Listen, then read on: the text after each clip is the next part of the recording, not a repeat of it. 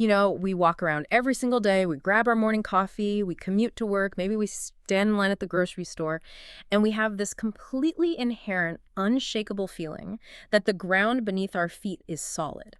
It feels permanent, it feels reliable, it is, the one thing in our lives that doesn't change. But what if I told you that is completely wrong? What if I told you that the ground you are standing on right now, this very second, is actually moving, shaking, and being constantly sculpted by massive invisible forces? It is a bit of a paradigm shift, isn't it? We tend to view the Earth as this finished product. Yeah, it got it changed. That was carved 1 billion years ago and just sits there. Yeah.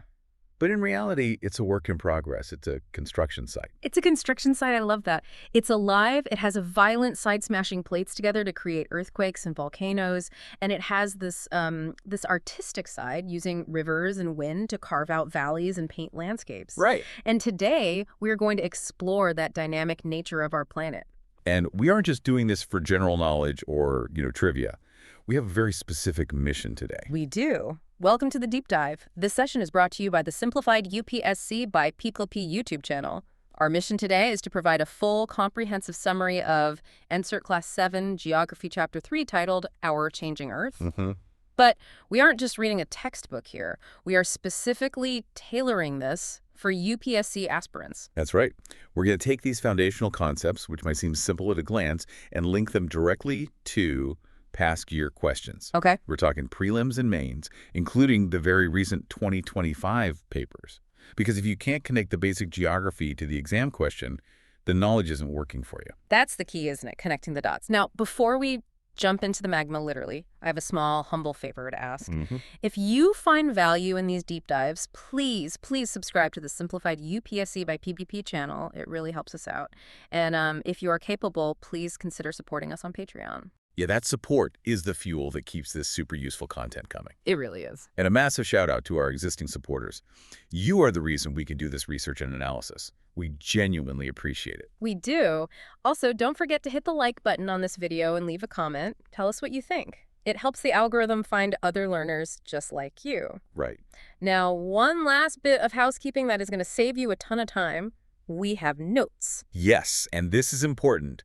Free notes with practice PYQs are available right now on our public Telegram channel. But if you want to really level up your preparation, we have a private Telegram library. Okay, what does that get you? Well, this library gives you access to all the videos in this series at once, plus organized premium notes, extra PYQs, and model mains answers. So it's the whole package. How do people join? Just DM us on the public Telegram channel to join. It's that simple. Okay, pitch over. Let's get to the earth shaking. Let's set the scene. We're dealing with Chapter 3, Our Changing Earth. The core theme here is that the Earth is dynamic. It is undergoing changes driven by two distinct types of forces. Right. Those working inside the Earth and those working on the surface. So we have the internal engine and the external sculptors. Let's start with the engine room. The text talks about lithospheric plates. Now, when I hear plates, I think of dinnerware. But that's not what we're talking about here. Not exactly, no. The lithosphere, which we know from previous chapters is the solid outer crust, isn't one continuous shell.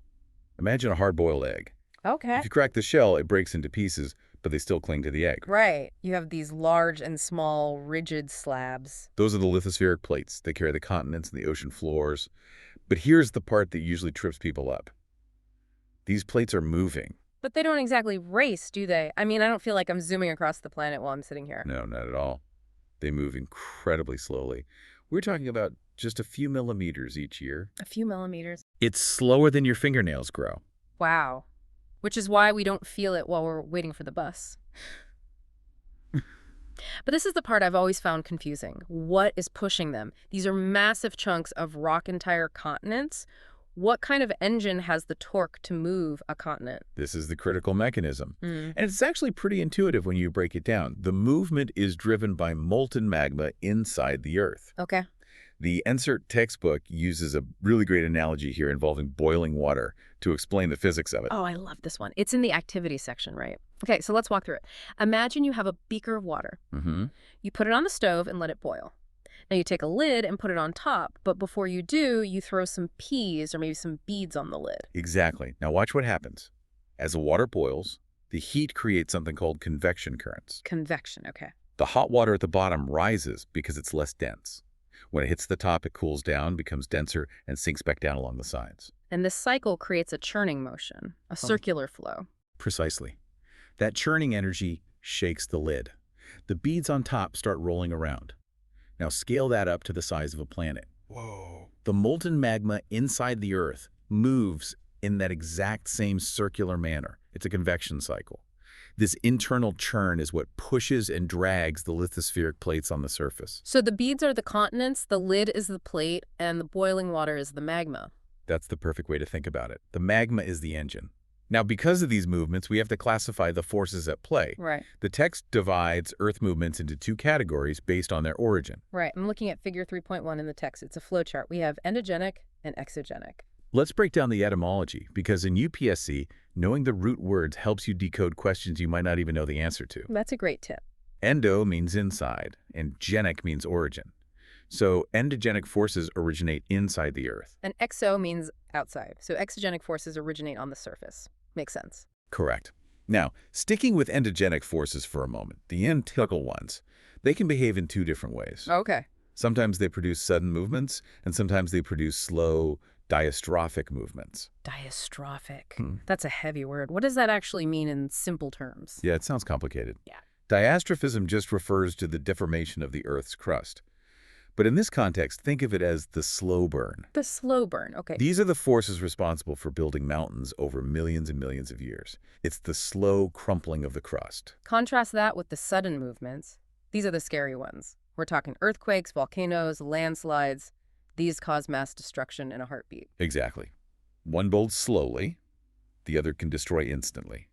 But both are endogenic. They're both driven by that internal engine. Okay, let's unpack this with a real example. Yeah. Because this isn't just theory.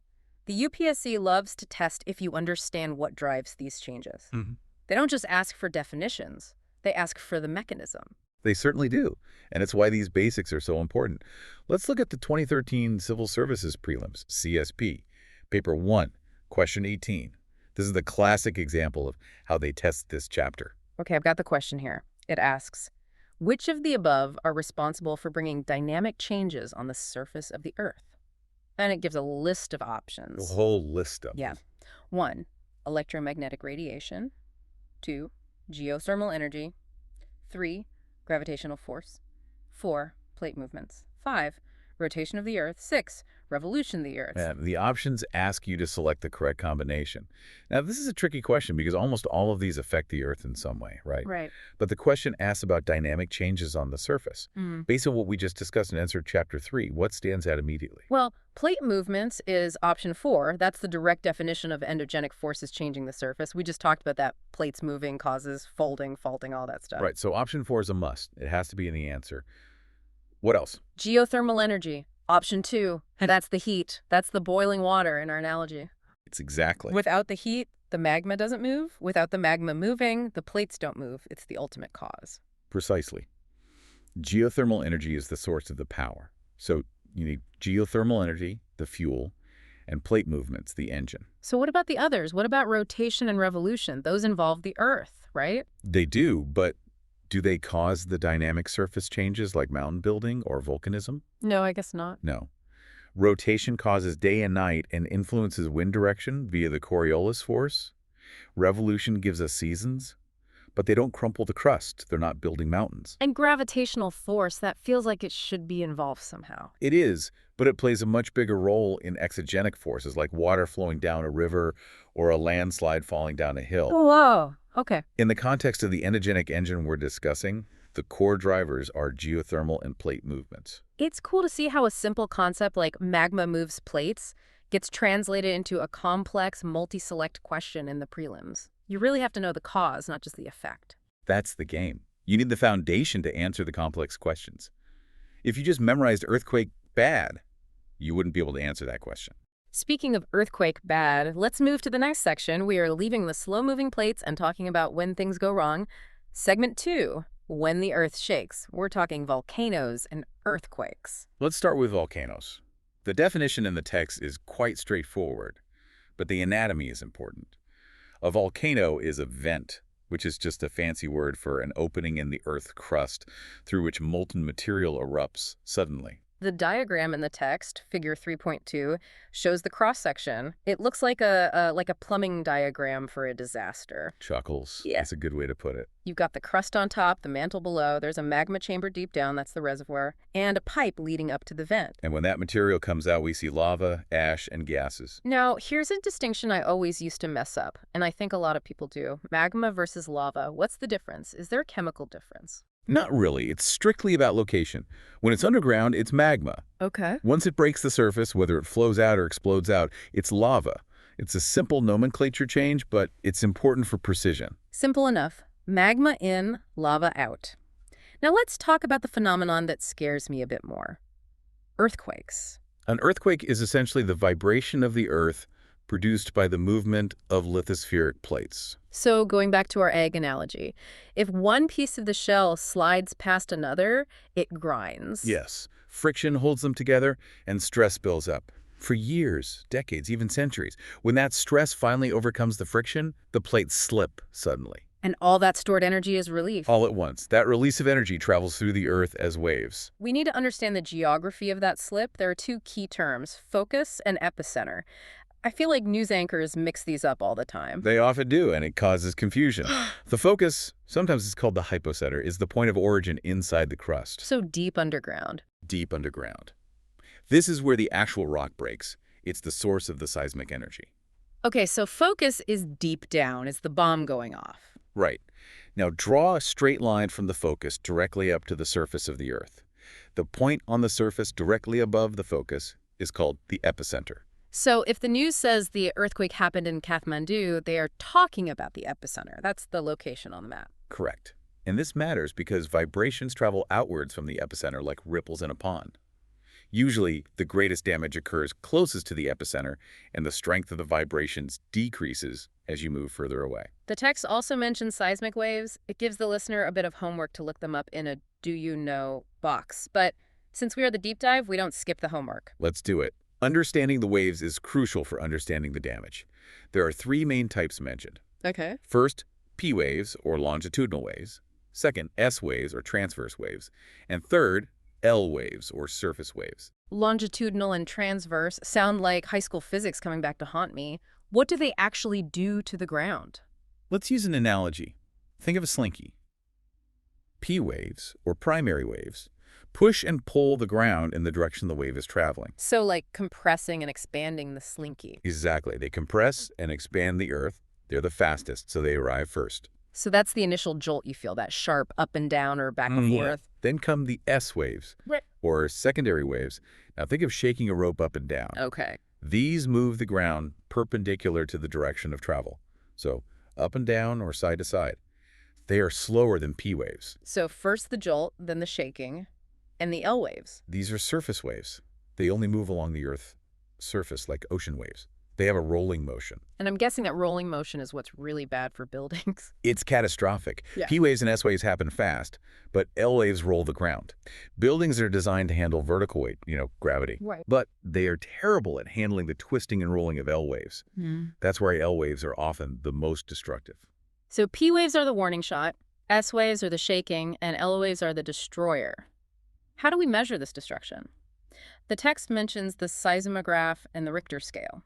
We need to distinguish between the tool and the unit. The seismograph is the machine. It's the device that actually records the vibrations. You've seen the pictures of the pen wiggling on the paper. Yeah, the classic image. And the Richter scale is the ruler. Exactly. The Richter scale measures magnitude, which is the amount of energy released at the focus, and importantly, it's a logarithmic scale. Logarithmic, meaning a 6.0 isn't just one more than a 5.0. It's not a linear increase. Correct. A magnitude 6.0 releases about 31 times more energy than a 5.0, and a 7.0 releases 31 times more than a 6.0. The jump is huge. Wow.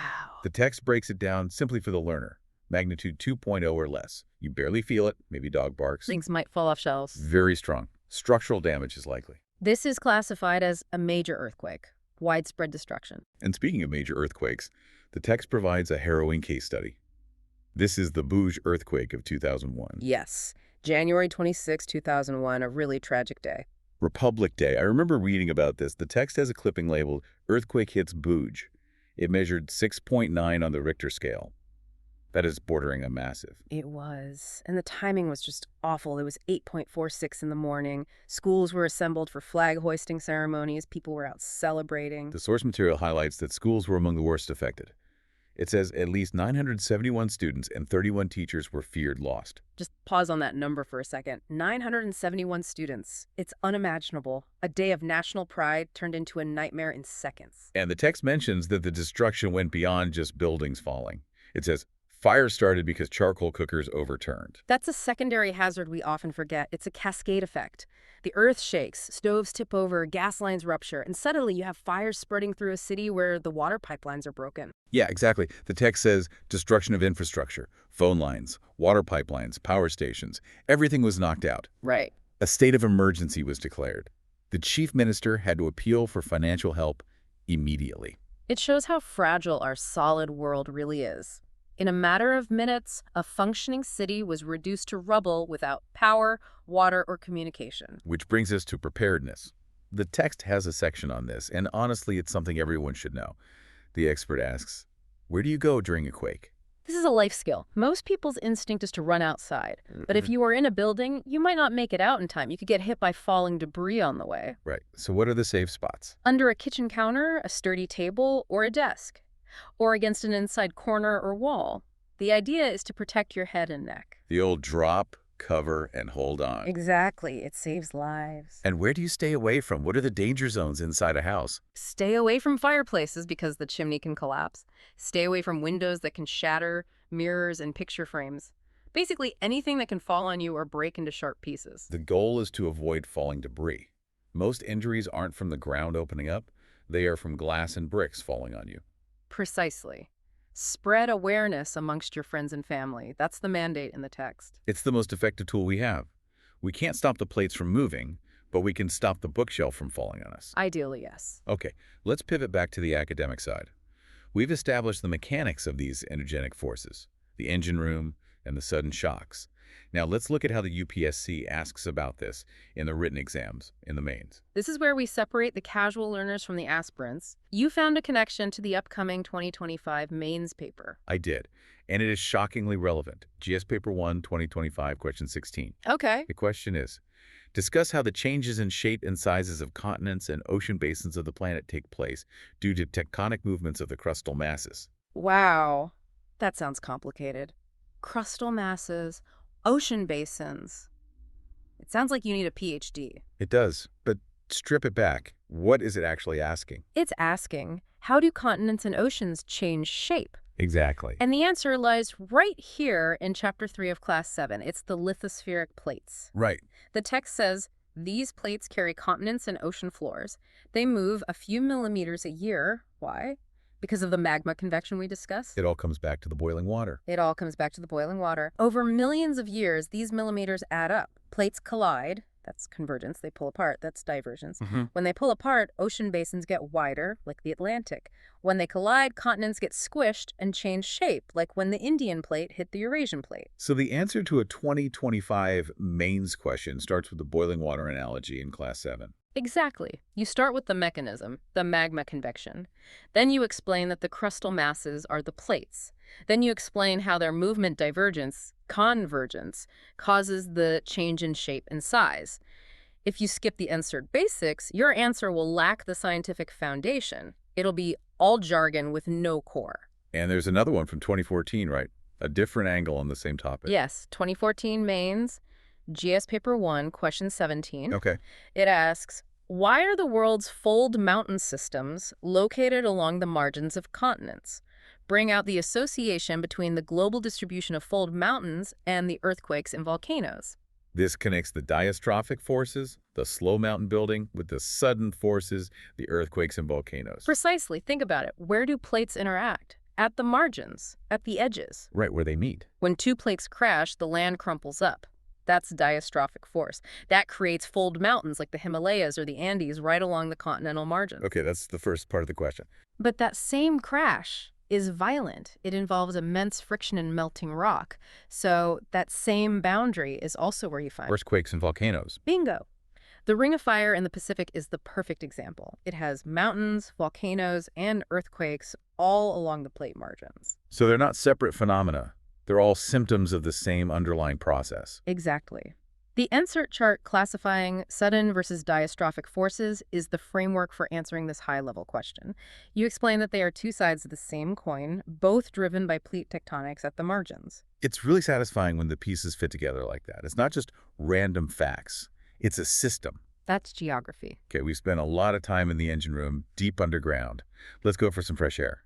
We are moving from the endogenic internal to the exogenic external. This is the transition to the sculptors. The sculptors, I like that. The text says the landscape is continuously worn away by two processes, weathering and erosion. What's the difference? I feel like people use them interchangeably in casual conversation. Oh, that rock is eroding. They do, but in geography, we need to be precise. Okay. Weathering is the breaking up of rocks on the Earth's surface in situ. That means in place. In place, so it doesn't move. It doesn't move. Yeah. Imagine a rock sitting in the sun. It gets hot, it expands, it gets cold at night, it contracts over and over. That creates stress. Yes, and eventually it cracks. Or water gets into a crack and freezes, expands, and splits the rock. But the pieces stay there. That is weathering. Okay. And erosion. Erosion is the wearing away of the landscape by different agents like water, wind, and ice. The key distinction is movement. Erosion involves transport. Okay. The river hits the weathered rock, breaks off a piece, and carries it away. So, weathering breaks it, erosion takes it away. Got it. Weathering prepares the meal, erosion eats it. Chunkles, exactly. And the first major agent of erosion, the biggest eater, if you will, is the work of a river. The river is the master artist. The text takes us on a journey from the source of the river, usually in the mountains, all the way to its mouth at the sea. Right. It usually starts in the mountains. When the river tumbles at a steep angle over very hard rocks or down a steep valley side, it forms a waterfall. The text gives us some trivia here. Do you know the highest waterfall in the world? I do. It's Angel Falls in Venezuela. It's incredibly high. The water practically turns to mist before it hits the bottom. Wow. And the famous ones. You have Niagara Falls on the border of USA and Canada. That's massive by volume, just a huge curtain of water. And Victoria Falls on the border of Zambia and Zimbabwe in Africa. They call it the smoke that thunders. Smoke that thunders, cool. Okay, so the river falls down the mountain, picks up speed, and creates a V-shaped valley. Then it enters the plain, the terrain flattens out. As it hits the plain, the slope decreases dramatically. The river loses that downward momentum. It gets a bit lazy, if you will. Okay. It starts to twist and turn to find the easiest path. These large bends are called meanders. Like a snake slithering through the grass. Exactly. Now, this is where the physics comes in again. It's Right. really cool. Look at a bend in the river. On the outer side of the bend, the water has to travel a longer distance, so it has to move faster. Right, to keep up. And fast water erodes. It cuts into the bank. On the inner side of the bend, the water moves slower. And slow water can't carry as much dirt, so it drops it. It deposits sediment. So the outside of the curve cuts deeper, and the inside of the curve fills up with sand. Right. This process makes the loop more and more extreme. The neck of the meander loop becomes tighter and tighter, almost pinching itself off. And eventually the river just decides to cut through the straight path and abandon the loop. Yes. Usually during a flood, when the river has a lot of energy, it will breach that narrow neck. It takes the shorter, straight path. And what happens to the old loop? The old loop gets cut off from the main river. Sediment plugs the ends. It forms a cut-off lake. We call this an Oxbow lake. Because it looks like the U-shaped collar used for oxen. That's a cool visual. It is. Now, what happens when the river gets really, really full? Like during monsoon season? It floods. The river overflows its banks. Right. Now remember, the river is carrying all this fine soil and sediment, which is called silt or alluvium, that it eroded from the mountains. All that good stuff. All that good stuff. When the water spreads out over the land, it stops moving fast. It drops that load of sediment. Okay. This creates a flat, fertile layer of soil called a floodplain. And the raised banks on the side? Those are called levees. They are natural walls built by the river's own deposits over many floods. Now, this concept of the floodplain is super, super important for human civilization. And it links directly to a question from the 2025 mains. It does. Question 17 from the 2025 GS1 paper. And the question is? It asks you to discuss the distribution and density of population in the Ganga River Basin with special reference to land, soil, and water resources. The Ganga River Basin. That is essentially one giant floodplain, isn't it? Exactly. The NCERT text explicitly states, Floodplains are very fertile. So that's the connection. That is the core of the answer. Why is the population density so high in the Ganga Basin? Is it a coincidence? No. It's the work of the river. Right. The river deposits nutrient-rich sediments every time it floods. This creates the most productive agricultural land in the world. So to answer the mains question, you don't just say, lots of people live there. You explain the geography. The river slows down, creates a floodplain, deposits fertile soil, supports intensive agriculture, which in turn supports high population density. Connect the dots. I love it. It turns a general observation into a geographical argument. It's all at the why. Okay, let's finish the river's journey. It's approaching the sea. As it gets near the sea, the river becomes very, very slow. The slope is almost non-existent. And run out of steam. It's run out of steam. And remember, it's carrying a massive load of sediment from thousands of miles of travel. It becomes so heavy and slow that it can't hold on to the dirt anymore. The main channel gets choked with sediment. So it has to find new paths. It begins to break up into a network of smaller streams called distributaries. And in between these streams, it dumps all the remaining sediment. Yes. The collection of sediments from all the mouths forms a delta. It's usually triangular and swampy, but new land is literally being built there. The Sundarbans, the delta of the Ganga and Brahmaputra is the classic example. From the river to the ocean. That brings us to segment 6, the power of waves. The work of sea waves. This is a battleground. It is the relentless battle between the energy of the water and the resistance of the rock. The text describes a progression of erosion. I call it the story of a rock. It feels like a timeline of destruction. Let's hear the story. It's a dramatic one. Okay. Step 1. You have a solid rock cliff, a headland sticking out into the sea. The waves crash against it continuously, 247. Eventually, cracks develop in the weaker parts of the rock. Step 2. The water forces its way into the cracks. It compresses air inside, which acts like a small explosion, blasting the rock apart. The cracks become larger and hollow. Now you have a sea cave. Like a little room in the rock carved by the waves. Step 3. The waves keep pounding the back of the cave. They are relentless. Eventually, they break right through to the other side of the headland. Okay. Now, only the roof remains. It looks like a bridge over the water. This is a sea arch. I can visualize that. Yes. You can see the water and sky through it. Step 4. But the roof is now unsupported. Gravity and erosion attack it from above and below. The roof becomes unstable and collapses. Ah. Now you just have a pillar of rock standing alone in the water, separate from the cliff. It's called a stack. And if you look at the steep, rocky coast that's left behind rising vertically above the seawater, that's the sea cliff. So the cliff is what remains of the original headland. But waves aren't just destructive, they also build things. We wouldn't have summer vacations without them. True. When the waves slowed down as they approached the shore, they lose energy and deposit the sediments they were carrying. Sand, gravel, shells.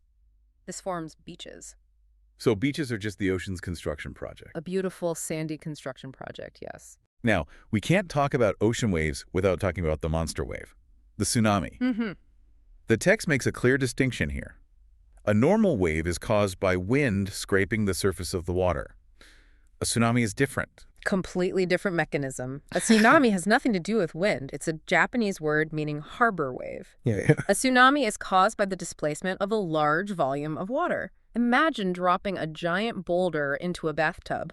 The water splashes out. Right. Now imagine the boulder is an earthquake lifting the seafloor by several meters, or a massive volcanic eruption, or an underwater landslide that suddenly shifts the entire water column above it. The text mentions the stats, and they are terrifying. These waves can be 15 meters high, but the largest ever measured was 150 meters. That's a skyscraper of water. Unbelievable. And they travel at speeds greater than 700 kilometers. That's the speed of a jet plane. The 2004 Indian Ocean tsunami is the key case study here, and a moment that seared into our collective memory. It caused widespread damage across multiple countries. The text mentions a specific geographical tragedy for India. Indira Point in the Andaman and Nicobar Islands, which was the southernmost point of India, got completely submerged. It literally erased a part of our geography from the map. It did. There's a tragic detail in the text about human behavior during that event. I remember this. It says the first sign of the tsunami in many places was the rapid withdrawal of water from the coast. The water just vanished, exposing the seafloor. Right. But instead of running to high ground, people went to the coast to watch this miracle. They went to collect fish. It's a tragic lesson in the importance of understanding geography.